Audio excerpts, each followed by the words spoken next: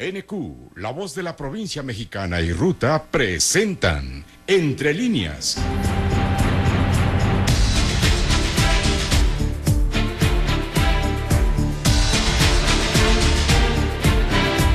Un espacio de reflexión con entrevistas e información. Con el periodista Juan Carlos Ortiz Castro.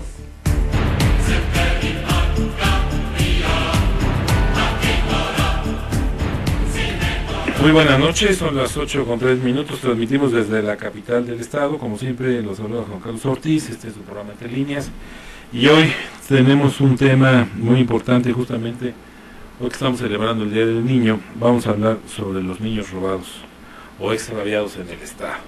Bueno, para eso hemos invitado a la presidenta de la Fundación de Sonrisas Perdidas en Hidalgo, María Marta Navarro Salgado. Gracias, buenas noches por estar con nosotros. Muchas gracias por la invitación. También está la directora del Centro de Atención a Víctimas de la Subprocuraduría de Derechos Humanos y Servicio a la Comunidad de la Procuraduría de Justicia en el Estado, Margarita Cabrera Román. Gracias por estar con nosotros. No, gracias y gracias a su auditorio. Y también el diputado Mario Vera García, él es diputado local de Nueva Alianza y presidente de la Comisión de la Niñez, la Juventud, el Deporte y la Familia. Gracias a todos, buenas noches. Muchas gracias, Juan Carlos, buenas noches. Bueno, la desaparición de niños, de acuerdo a la Asociación Sonrisas Perdidas en Hidalgo, hasta la fecha son 7 que han desaparecido en el año, o ya subió la cifra. No, va subiendo, desgraciadamente va en aumento. Precisamente el día de ahora, a la 1 de la tarde, nos hicieron un reporte de una niña de aquí de Pachuca, no desapareció, se la robaron. Iba caminando entre la panadería Trico y el Oxxo por Juan Cedoria, llegó un carro y se la llevó. Entonces vamos en aumento, desgraciadamente es un cáncer social que no lo podemos erradicar y que pues estamos tratando con la ayuda del gobierno y de toda la gente que nos apoya en las difusiones en las redes sociales. Esperamos que pues en lugar de que aumentemos las cifras, las vayamos bajando. María Marta, ¿ustedes tienen una cifra de cuál es el número de personas, de menores desaparecidos en lo que va del año, del 2013? En el estado de Hidalgo. Ok, en el estado de Hidalgo tenemos acerca de 17 personas desaparecidas, 11 son niños y el resto 6 son personas adultas. ¿Y son la mayoría de la ciudad de Pachuca? Sí, son de Pachuca y otra es de Tulancingo. Bueno, vamos a hablar con la directora del Centro de Atención. ¿Ustedes qué cifras tienen al respecto? Sí, buenas tardes. Nosotros hemos iniciado en los 5 centros de atención a la familia y a la víctima un promedio de 36 averiguaciones previas en el año 2013, en lo que va del año, y 15 actas circunstanciadas, dentro de las cuales han sido reportadas como personas extraviadas, ausentes o desaparecidas 52 personas, de las cuales ya han sido localizadas 36, quedando pendientes de localizar 16 personas. ¿Ahora son niños? Así es, personas menores de 18 años de edad.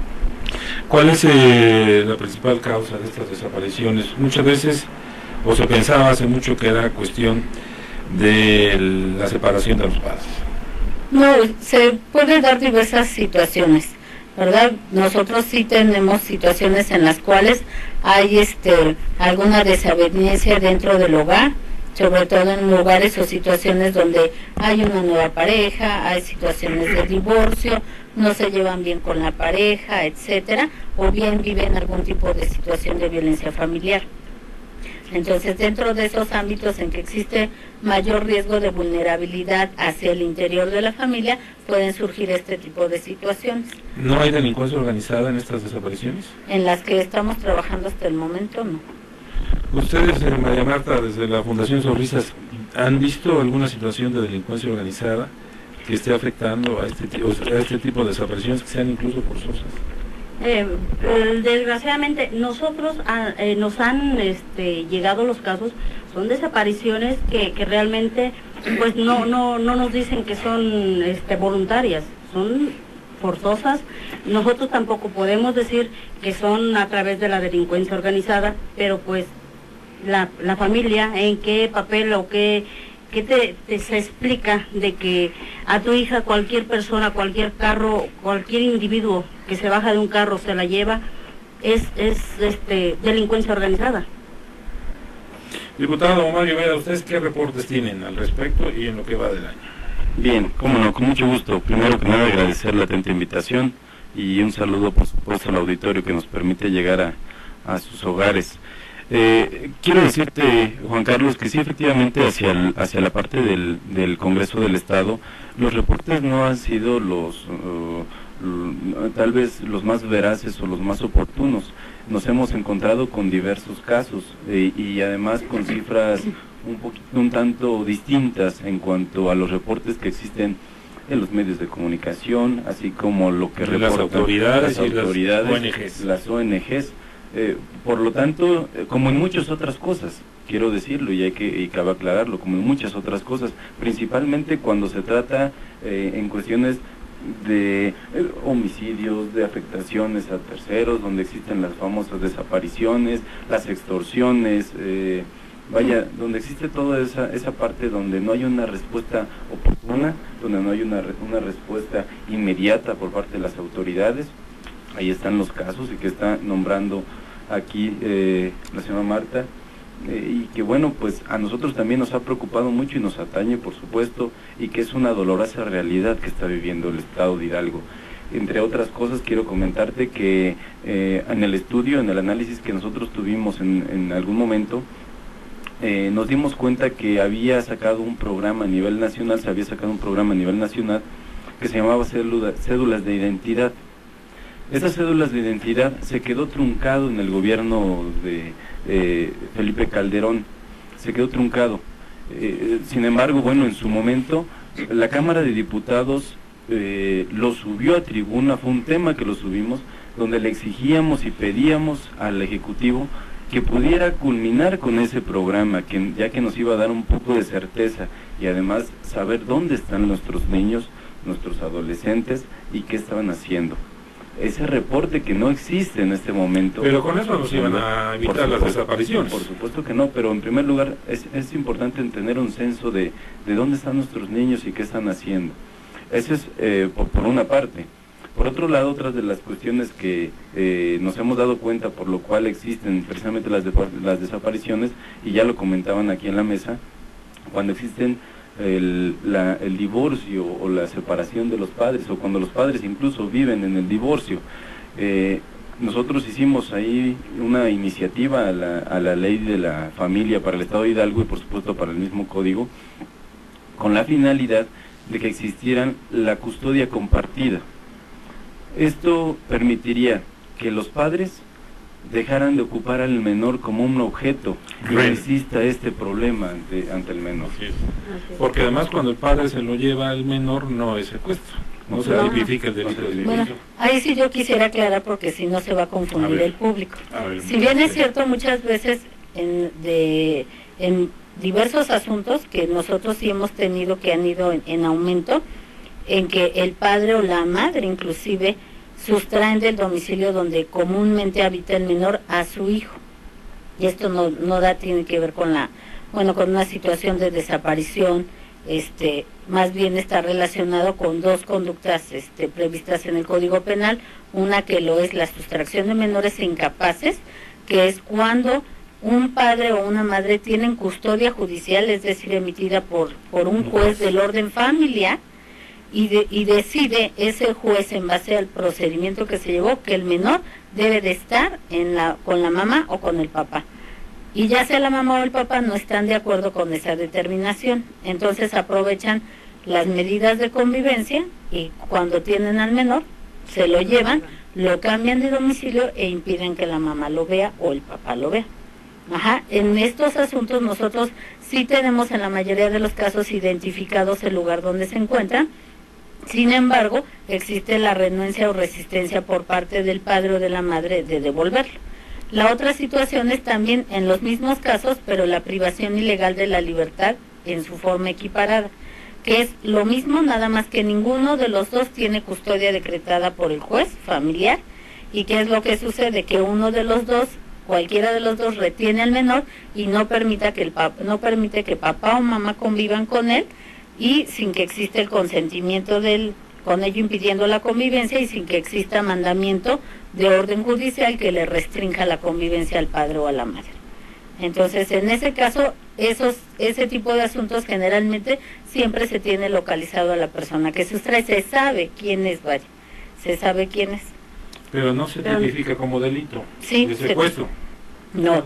Ahora, el secuestro es una modalidad de la privación ilegal de la libertad, pero tiene fines diversos, ¿verdad? La obtención o pago de un rescate, el obligar a una autoridad o a una persona a hacer o dejar de hacer algo, a causar un daño.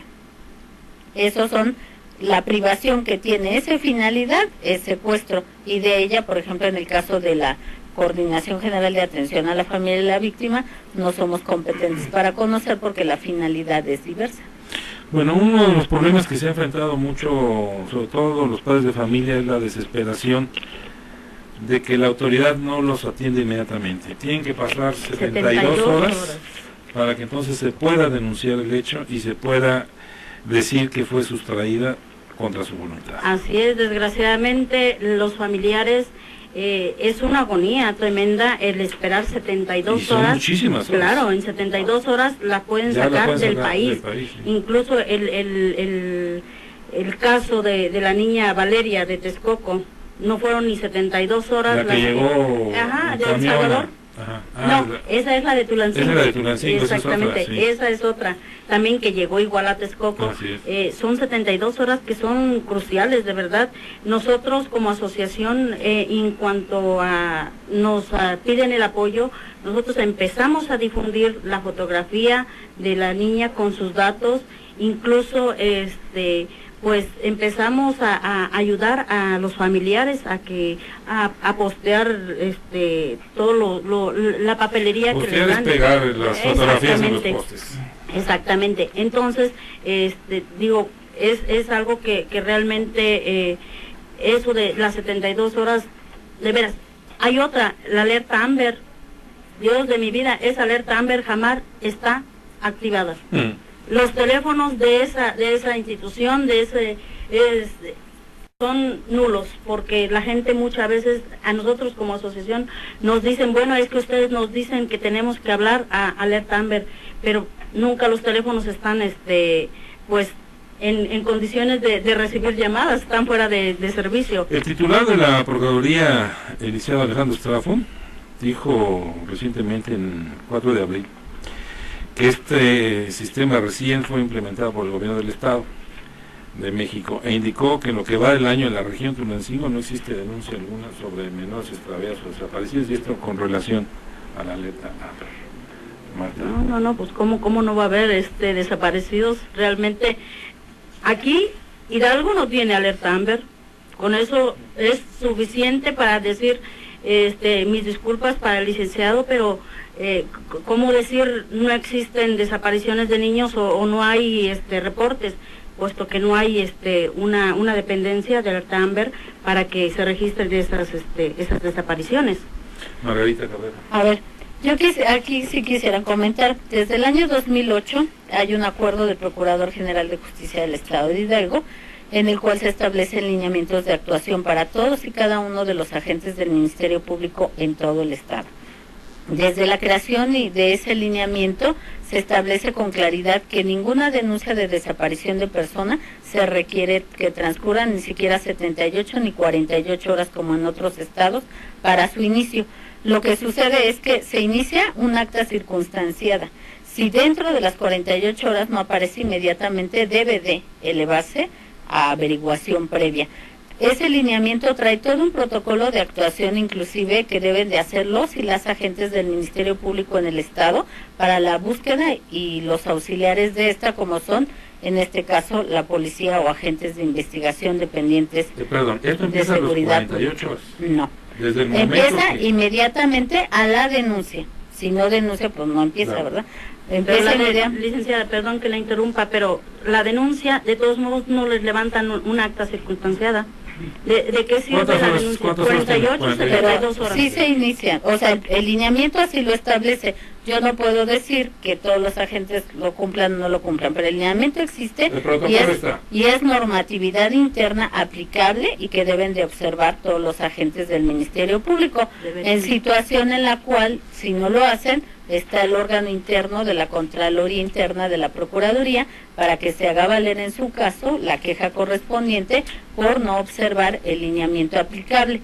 La Procuraduría de Justicia está trabajando ya con motivo en una base de datos, ahorita con motivo de los eventos de Tula, que se comprometió el señor gobernador dentro de las acciones a realizar en el plan de acción inmediata una base de datos de mujeres desaparecidas en el estado, precisamente para tener un control, lo que decía el diputado, de saber, ¿verdad?, información más precisa de cuántas mujeres están reportadas, no. Pero sí, aprovechando el espacio, sí quisiera que el público supiera que ninguna agencia del Ministerio Público debe de esperar 48 horas, deben de iniciar en forma inmediata, por lo menos el acta circunstanciada. Ahora sí, a partir cuando alguien llega a denunciar, ya transcurrieron 48 horas, porque eso también sucede mucho, la familia se espera que si está con la amiga, que si está con el primo, que a lo mejor está con Juanita la vecina,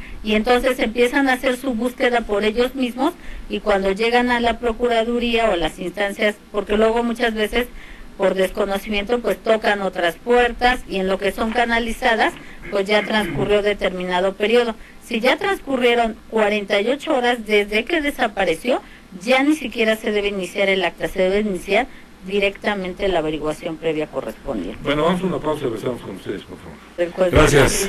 como... Diputado local Mario Vera, este asunto de las 72 horas, ¿ustedes no lo han estudiado en la Cámara de Diputados, sobre todo para ver de qué manera se puede disminuir, hacer un exhorto a las autoridades judiciales para que de inmediato se inicien las averiguaciones en el momento que se detecta la desaparición de un menor?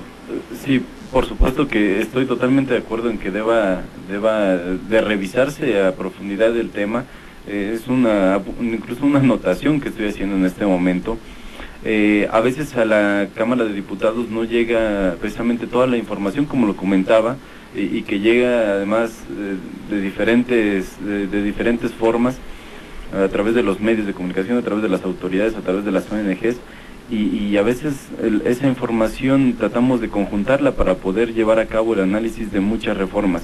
Sin embargo, bueno, en este tema en específico, en la cuestión de poder hacer las denuncias correspondientes, en el tiempo además que deba de ser, sobre todo en la agonía y la desesperación que está viviendo un padre, considero que debe ser un tema tratado de inmediato en el Congreso del Estado, a través de los exhortos necesarios, o bien, si tuviera que hacerse incluso las reformas necesarias hacia la normativa que existe en el Estado, por supuesto creo que debe de irse a un análisis profundo en conjunto con las organizaciones que lo están viviendo, que lo están padeciendo, ¿no? Y por supuesto la autoridad.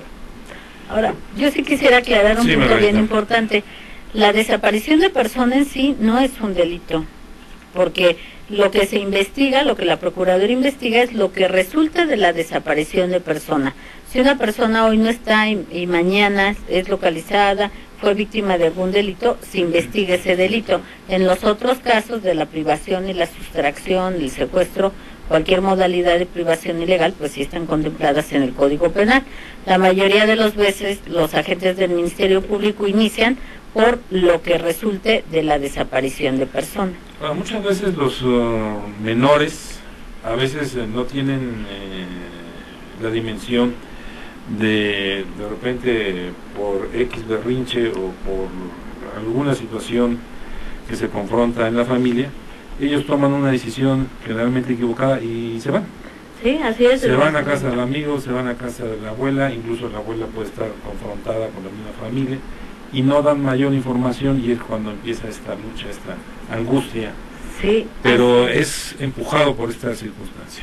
Desgraciadamente, la falta de comunicación entre la familia, entre los papás, la mamá, nos han pasado casos. Hemos tenido un caso en Tizayuca, que realmente, como lo acaba de decir, el berrinche de que no le permiten salir, no le permiten hacer lo que al niño él quiera. Se salió, se fue de la escuela, desgraciadamente ya después no tienen como el pretexto de decir cómo voy a regresar, qué voy a inventar a mis papás para que pues no haya más regaño, ¿no? Entonces sí nos ha pasado y desgraciadamente la familia acude a nosotros a que les brindemos el apoyo y pues nosotros lógicamente se lo tenemos que brindar, tenemos que hacer la difusión, tenemos que empezar a movernos y el niño bien campante anda con sus amigos de pinta. En la fiesta, ¿no? Así es. Sí, cómo no. Es muy importante el punto que está tocando. Por ello, en el Congreso del Estado se hizo una iniciativa precisamente que está en análisis y que, bueno, desafortunadamente ya no va a dar tiempo. Esperemos que sí. Yo sé y además fuimos uno de los precursores en el Congreso para el trabajo en comisiones efectivo, eficiente, de calidad, inmediato, oportuno. Sin embargo, bueno, por muchas situaciones que también se viven, claro, pero bueno, quiero dejar en la mesa y además que la gente se entere, el auditorio y por supuesto a las organizaciones que son quienes pudieran estar aliadas con nosotros para poder llevar a cabo esta reforma. Se inició se subió esta reforma, y por cierto la hizo su servidor, en la ley de la familia también, con la finalidad de que las personas que quisieran contraer matrimonio puedan también tener una constancia de un taller para padres, exclusivamente para padres, es decir, que conozcan qué es la violencia familiar, cómo se lleva a cabo, hasta cuáles son los alcances de ella, organizada precisamente por el DIF, por el Sistema de Desarrollo para la Familia, y que si no tuvieran este requisito, a lo mejor no podría ser un impedimento, sin embargo, que por lo menos se les diera la posibilidad de acceder a ellos, porque muchas de las cosas que suceden en la familia es por desconocimiento, porque los padres a veces no saben en qué momento están cometiendo esa violencia ante el menor.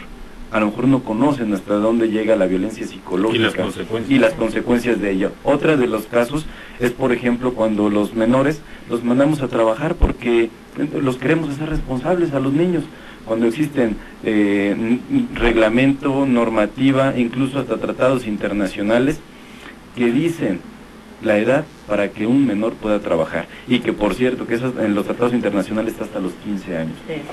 Y en México no se terminó de ratificar el convenio 138 para que pudiera ser hasta los 15 años, así que en este momento seguimos viviendo con el acceso al trabajo para los menores hasta los 14. Aquí se secuestra a los menores para hacer red de prostitución infantil o trabajo forzado en las esquinas. Está contemplado, no voy a pero no se da en este momento en el Estado. En el Estado no, todavía no tenemos conocimiento de que hayan desaparecido alguna jovencita y que la estén prostituyendo. Lógicamente existe la desaparición, mas no tenemos la certeza de que sea prostituida o llevada a otros países también a prostituir, ¿no? ¿Por hambre? Por hambre probablemente sí, porque desgraciadamente en nuestro país la situación está pues cada vez peor.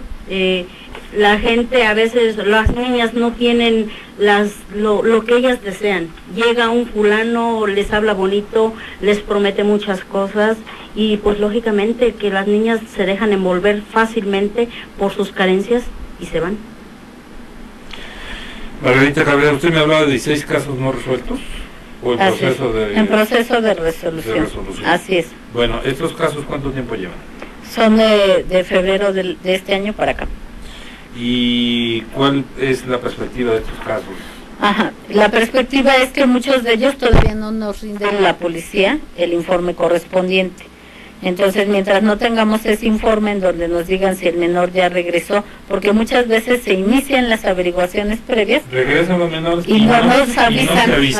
Y no se avisa, sí. Y es una cuestión tremenda porque nosotros lo seguimos teniendo dado de alta y el proceso judicial sigue y como hay, o sea, la policía que nos auxilia y el Centro de Atención a Víctimas no es el único delito, bueno, no es la única instancia. No, que conoce, o sea, conoce de otros delitos. Sí. Entonces, de tal manera que en ese sentido, pues sí, requeriríamos, bueno, una policía, un grupo especial nada más para las desapariciones de personas. Eso lo agilizaría. Entonces, por eso estamos en proceso en esas 16, lo que no quiere decir que todas esas 16 estén desaparecidas. Vamos a una pausa y regresamos con ustedes, por favor. Bueno, ya regresamos, Margarita Cabrera. A ver, para precisar, 16 casos en proceso de investigación, muchos de ellos es probable que ya estén resueltos. Así es, pero la familia no da parte a la autoridad. Así Ahora, yo me no notifican que ya regresaron. Para no tener esta cifra ahí que esté pegándole a la probabilidad, ustedes no hablan todos los días y decir, oiga, ¿ya llegó su hija? ¿O ya llegó su hijo? Así es, hablamos y mandamos. ¿No información tampoco? A veces no encontramos a la persona, en otras ocasiones no están, fueron a trabajar, etcétera.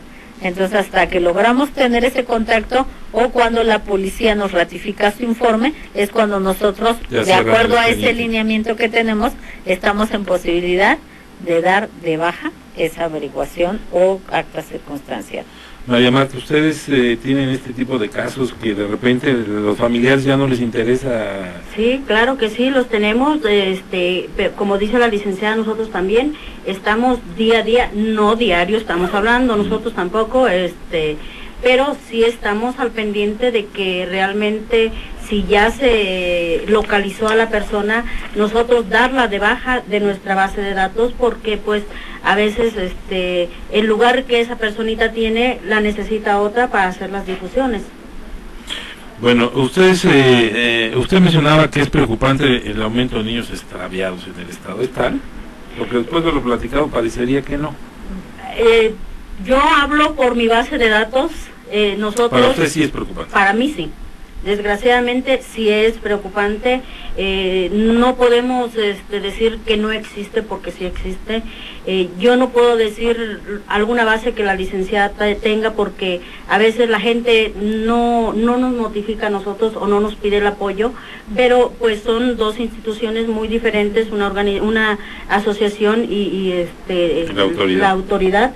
Entonces yo hablo por las bases de datos que nosotros en la asociación tenemos. Para nosotros sí es preocupante y va en aumento. Diputado, ¿es preocupante para ustedes? Por supuesto.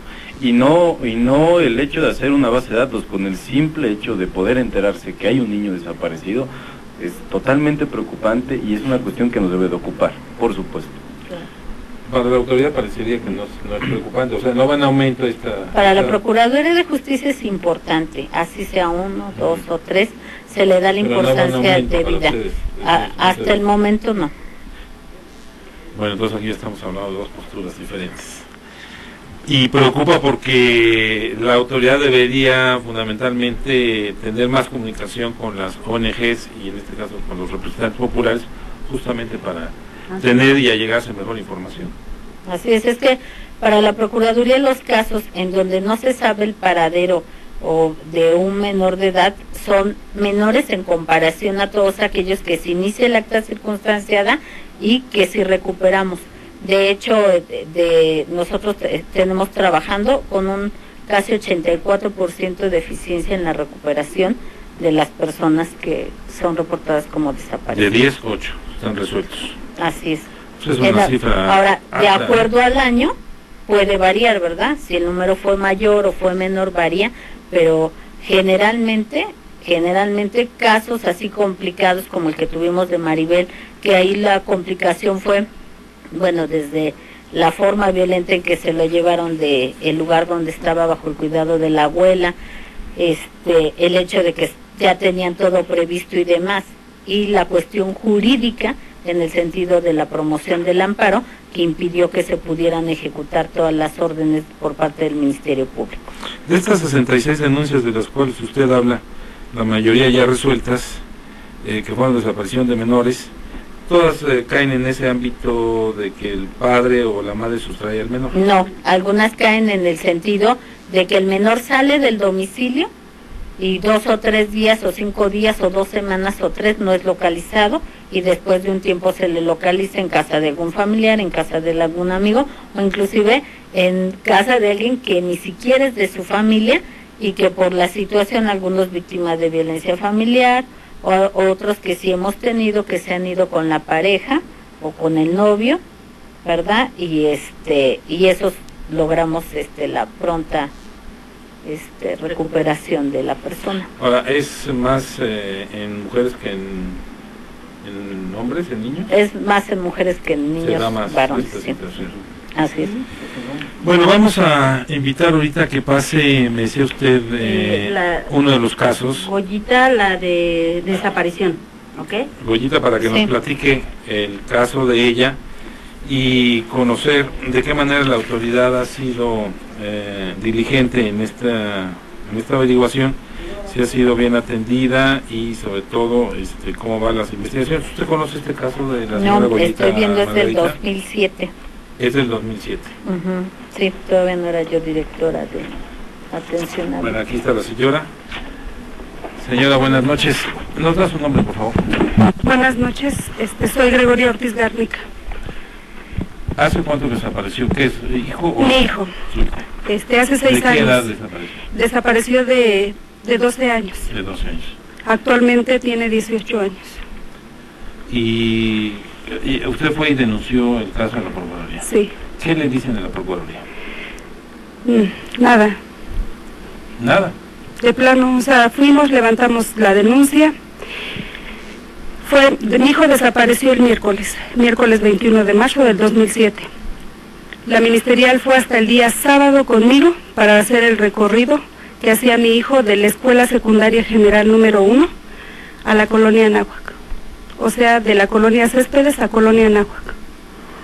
De ahí se alejaron, estuvieron, que sería como unos 4 o 5 días más para seguir conmigo. Fuimos a la escuela, todo eso se hizo conmigo. Revisaron tiros de mina, yo vivo en una zona donde hay tiros, y fue toda la ayuda que me dieron. Usted ya lo buscó supongo que en su momento, en 2007, lo buscó en hospitales. Claro que sí, fue lo primero que hicimos. De reclusión. Claro que sí. De hecho, nosotros 1 hora después, mi hijo tenía que llegar a casa a las 8 de la noche. Nosotros a las 9 de la noche salimos a buscarlo a la escuela. Se fue mi hija y yo. ¿Estaba en la secundaria? En la secundaria, iba en primer año. De ahí regresamos a casa y para ver si ya había llegado. Gustavo todavía no llegaba. Y volvimos, un sobrinito mío sabía dónde vivía un compañerito de Gustavo, porque lo llevaba cuando hacía trabajos, y él me llevó a la casa del compañero. Fuimos y le pregunté que si había ido Gustavo a clases. Él me dijo que sí, que había salido con él, que se había despedido de mi hijo en la puerta y que se había dirigido hacia la parada de la combi con otro compañero. Y pues desde ahí empezó nuestro peregrinar. Seguimos, fuimos al Ministerio Público, fuimos a Tránsito, a la policía que es municipal, fuimos a la Cruz Roja, al Hospital General. Bueno, agotamos todo eso. No lo encontramos, Pachuca no es muy grande. De ahí fuimos a descansar. Al otro día tempranito fuimos a la escuela para ver si efectivamente mi hijo había asistido a clases, y la directora nos dijo que sí. Pedimos la dirección del niño con el que había salido mi hijo, porque el niño vive en Epazoyucan. Mi esposo se dirigió hacia allá, pero pues el niño le dijo que nada más lo dejó en la parada de la combi, y mi hijo siguió su camino. Es todo lo que nosotros sabemos. Bueno, vamos a la pausa y regresamos ahorita con la respuesta de la autoridad para este caso que la verdad entristece mucho, y sobre todo pues ya son más de 6 años y no hay ningún avance en esta investigación. Vamos a una pausa y regresamos. Bueno, ya regresamos para hablar de este caso. Gustavo se llama su hijo. Gustavo Alonso. Bueno, Vamos a preguntarle a la directora del Centro de Atención a Víctimas. Seguramente me va a justificar, me va a decir que eso fue hace 7 años, que apenas se creó el centro, que eso fue en la otra administración, etcétera, etcétera, etcétera. Sin embargo, la denuncia está radicada y no hay avance, de acuerdo con lo que nos dice y nos relata su mamá en este momento. Así es, no hay un avance en la investigación en el sentido... ¿Por qué no hay un avance? Es obvio que por el transcurso del tiempo que se van perdiendo, pues obviamente más las situaciones de los datos que puedan ser encontrados pues con una continuidad o una situación más cercana del hecho. La averiguación previa sigue abierta y no puede ser dada de baja hasta el momento en que sea localizada la persona. Nosotros, la Procuraduría General de Justicia del Estado, tiene el deber, y así lo asumimos, ¿verdad?, de continuar con esa investigación. Nosotros le ofrecemos a la señora, claro que desde luego, el contacto directo con nosotros en Boulevard Valle de San Javier, número 511 en esta ciudad, para checar la averiguación previa, reactivarla. Estamos próximos en el Estado a adoptar el protocolo nacional de alerta AMBER. Nosotros no lo hemos operado anteriormente. Aquí la señora Marta ha establecido que es una cuestión que no funciona. Nosotros no lo hemos todavía operado. Nosotros esperamos que sea una cuestión eficaz. Esperemos que en un transcurso de 2 a 3 meses ya esté aprobado, porque es un protocolo nacional en el que implica la concurrencia no solo de la Procuraduría General de Justicia, sino de los medios de comunicación, organizaciones de la sociedad civil y desde luego diversas instancias gubernamentales. Nosotros esperamos que el protocolo México sea en el estado de Hidalgo sea una cuestión que nos ayude a la localización. Por otro lado, la Procuraduría de Justicia no desconoce de ninguna manera las debilidades que tenemos en la búsqueda e investigación de este tipo de delitos. ¿Cuáles serían las debilidades? Lo que ya había comentado yo, no tenemos una policía dedicada única y exclusivamente un grupo a la investigación de personas desaparecidas. Esto es de fundamental importancia porque no se requiere cualquier persona, se requiere una persona capacitada para ello. Hace rato... Por ejemplo, ahí están los diputados. ¿Qué han hecho los diputados en ese sentido? Poco. Claro. Quiero decir que efectivamente ha sido un tema que no se ha tocado en el Congreso en la cuestión de la investigación. Y se requiere, la verdad, de una asignación de un fondo de recursos, porque nosotros estamos apenas el día de ayer o antier, yo estuve dirigiendo, precisamente coordinando una investigación de desaparición que requirió mover elementos, gente, personal, etcétera, una serie de cuestiones, por supuesto, que la realidad, nosotros le mentiríamos, no las tenemos, ¿verdad? Bueno, ¿qué le podemos decir a la mamá? Yo les quiero comentar algo. No han hecho nada, nadie ha hecho nada. Les quiero decir algo. La verdad, todas las autoridades, todas en general, le ponen más atención a la pérdida de un vehículo de lujo que a un ser humano, cuando no debería de ser así. Yo pienso que la vida de una persona es muchísimo más importante que un carro. He tenido la desgracia de haber perdido las dos cosas, y sin embargo un carro, carajo, encuerada nací, encuerada me voy a morir, así. Y se repone. Y un ser humano, sí, claro, y un ser humano no es un vehículo. Entonces, por favor. Esta es una situación que se vive no solamente privativa del Estado de Hidalgo, sino a nivel nacional e internacional. Y a mí lo que me llama mucho la atención es que, por ejemplo, en el caso de los diputados que deberían estar trabajando para esta situación con tanta sensibilidad, no puede ser que después de 7 años la señora no tenga ninguna esperanza en la autoridad que le diga, oye, por lo menos sabemos que tu hijo se fue a Estados Unidos. Así es. Y ya ahí no puedo entrar. Pero ya que le den un dato más lindo. Así es, desgraciadamente la señora Goyita ha peregrinado con las autoridades del estado de Hidalgo, empezando por Pachuca, México. Nos hemos ido a Gobernación, a la Procuraduría de la República. Es una situación desesperada. Es tremenda y desgraciadamente ninguna autoridad nos ha hecho caso, pero pues yo, como le he dicho, dentro de lo poco que podamos ayudar como asociación civil, porque pues no podemos hacer mucho, porque no tenemos el apoyo suficiente de nuestro gobierno, nuestras autoridades, vamos a seguir luchando por dar con el paradero de Gustavo.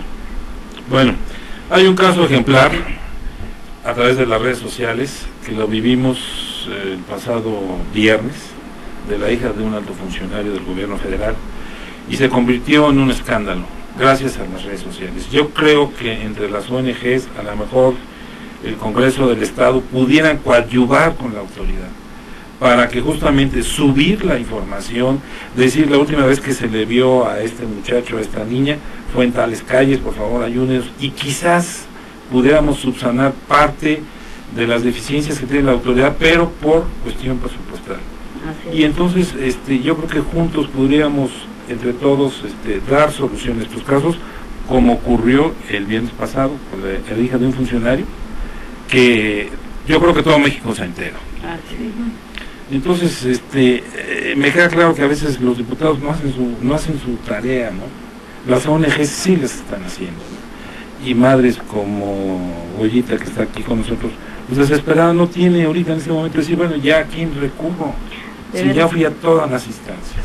Así es, desgraciadamente nosotros, a la licenciada como representante de la autoridad, el señor licenciado diputado, pues nosotros les pedimos de la manera más atenta, de verdad, pusieran un poquito de atención a toda la desgracia de una persona, de una madre que está sufriendo, porque nosotros somos seres humanos, somos madres nosotros, y realmente no puedo decir que yo comprendo su dolor, pero como madre entiendo lo que ella está pasando, y quisiéramos que todo mundo en ese momento nos pusiera la atención que debemos de recibir para dar con el paradero. Nosotros le pedimos pues nos apoyaran en este caso, pues para encontrar no nada más a Gustavo, sino a todos los desaparecidos del estado de Hidalgo. Bueno, aquí está con nosotros también otra madre, ella, Isaac Rafael, es su hijo. Sí. Diputado, por favor, si le puedes pasar un poco su micrófono. ¿Cuál es su nombre, perdón? Sí, mi nombre es Maribel Morales Mercado, yo tengo 23 años. Mi niño fue prácticamente arrancado de los brazos de mi madre, que estaba al cuidado en ese momento de él. Yo tuve que buscar trabajo por la necesidad de mantenerlo, porque pues nos separamos, su padre y yo, y pues todo estaba siguiendo los trámites legales para obtener la custodia y guardia de mi niño. Entonces, no sé qué pasó ahí. ¿De qué edad desapareció? 11 meses. 11 meses. 1 de febrero de este año. Licenciada Margarita, usted tiene conocimiento de este caso, ¿verdad? Así es, sí, conozco a Maribel, ahí estuvimos en contacto con ella en el Centro de Atención a la Familia y a la Víctima de la Procuraduría. En este caso, ya lo explicaba yo hace un momento, es una cuestión de una privación ilegal de la libertad equiparada, en la que efectivamente el papá, en conjunto con otras dos personas más, sustrajo del local donde trabaja su mamá de Maribel al pequeño, y se lo llevaron en un vehículo con rumbo desconocido. Obviamente, cuando ellas inician su averiguación previa, Maribel no estaba en compañía del menor porque había salido a buscar trabajo, y quien bajó por el menor pues no fue el papá del menor, ¿verdad? Fueron otras dos personas diversas. Entonces, cuando se hacen los retratos hablados y se los mostramos a Maribel, Maribel identifica pues al papá y aquí a un ya se primo configura el delito de privación ilegal de la libertad. No, equiparada, privación ilegal de la libertad equiparada, agravada. Me decía usted que el menor apareció, bueno, ¿tienen ustedes indicios que está en Aguascalientes? En Aguascalientes, sin embargo, se hicieron diversos requerimientos, ¿verdad?, para la presentación, no se presentó, promovieron el amparo, y el juez de distrito, el juez tercero distrito en el estado, decreta la suspensión, y eso impide que la autoridad ministerial, tanto MP como Policía de Investigación, puede ejecutar las órdenes. Paralelamente a ellos inició otra averiguación previa en Aguascalientes a petición del Ministerio Público y obviamente mediante oficio de colaboración signado por el Procurador General de Justicia.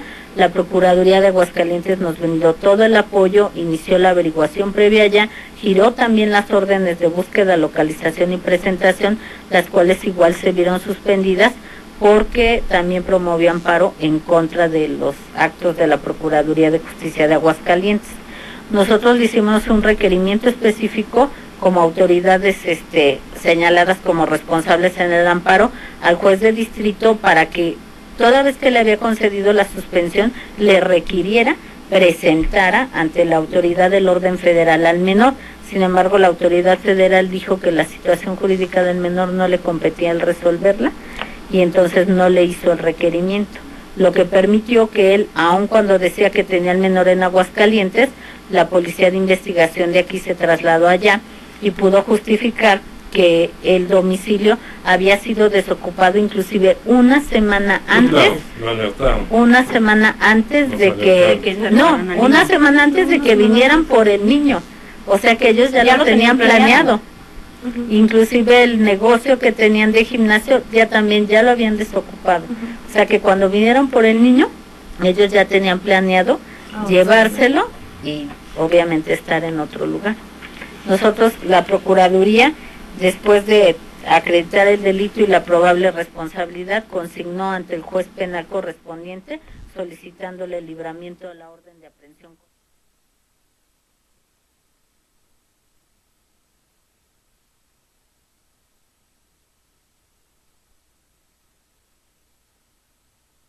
Pero la mamá sí, ¿no? La mamá sí, así y ustedes pueden de alguna manera ser coadyuvantes.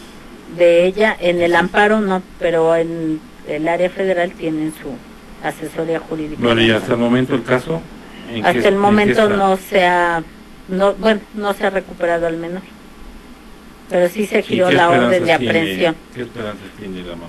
Pues sí, esperamos que la policía ministerial, obviamente, nada más esperanzas, logre ejecutarla, logren la presentación y la captura de esta persona y del primo de él, que fueron los que auxiliaron a llevárselo de aquí. Familiares.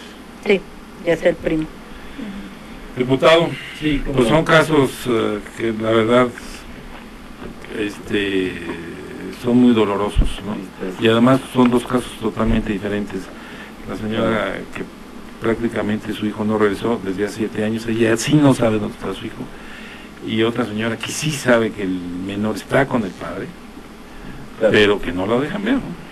Claro, y quiero decirles, yo desafortunadamente no las conocía ninguna de las dos, ni tenía tampoco el gusto de conocer a la presidenta de la fundación.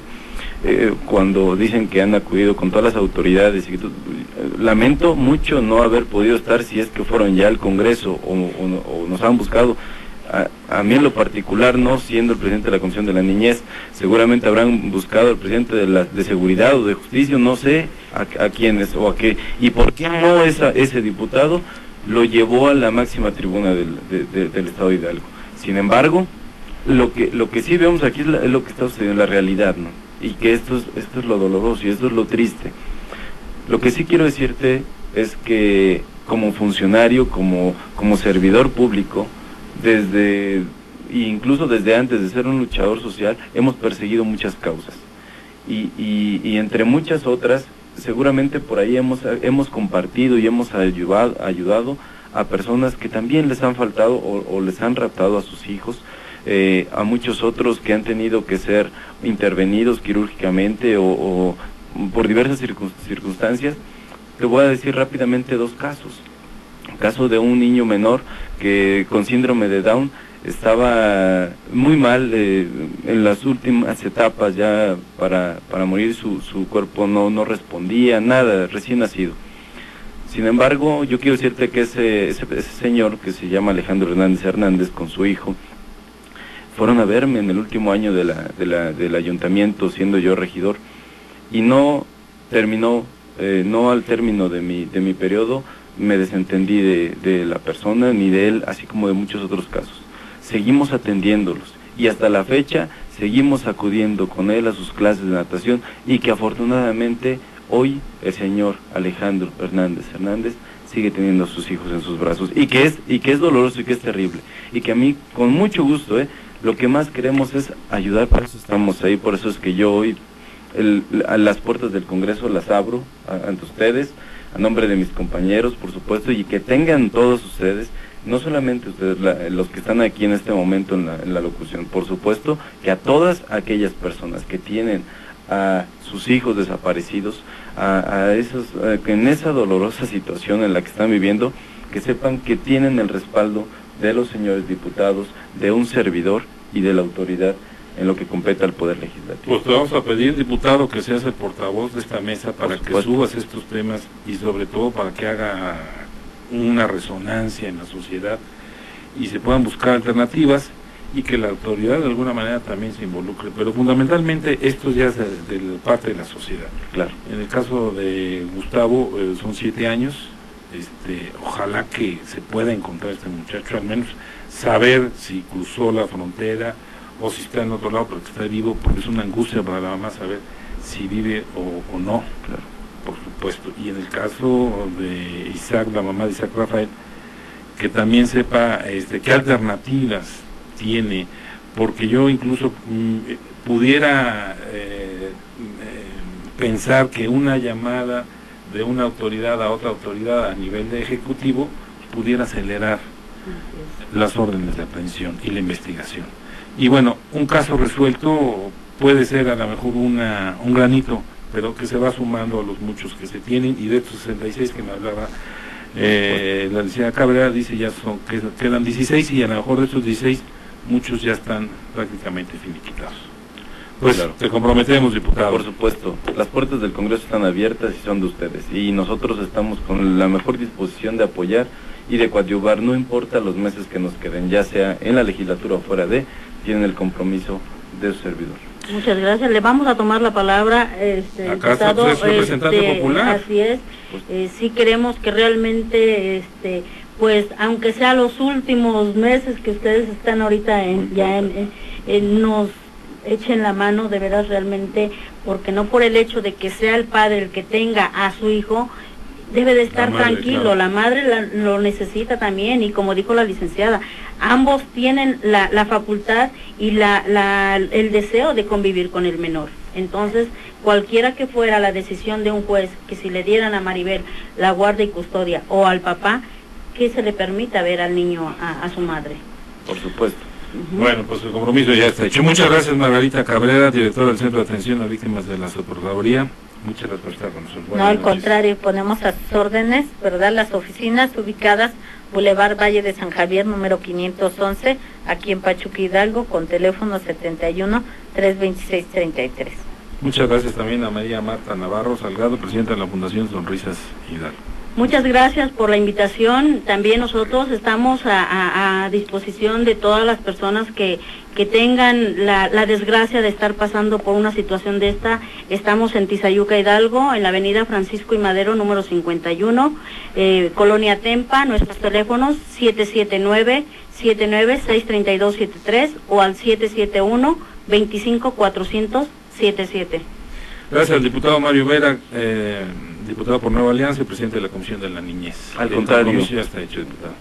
Correcto, claro que sí.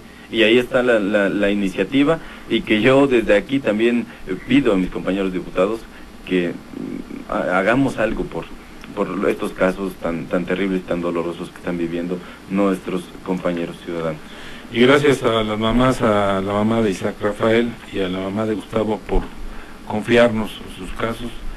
Yo espero que esta sea una luz, al menos una lucecita que pueda prenderse y que tenga final feliz en ambos casos. Yo espero que así sea y lo deseo de mucho corazón. Y gracias a mis compañeros aquí en Pachuca, Jorge Martínez, allá en Tulancingo, Don Memo Ortega, y a quienes hicieron posible la transmisión por internet, Jaciel Velasco y Celso García. Gracias, buenas noches, y el compromiso ya está hecho. Muchas gracias. NQ y Ruta presentaron Entre Líneas, con el periodista Juan Carlos Ortiz Castro. Te esperamos en nuestra próxima emisión.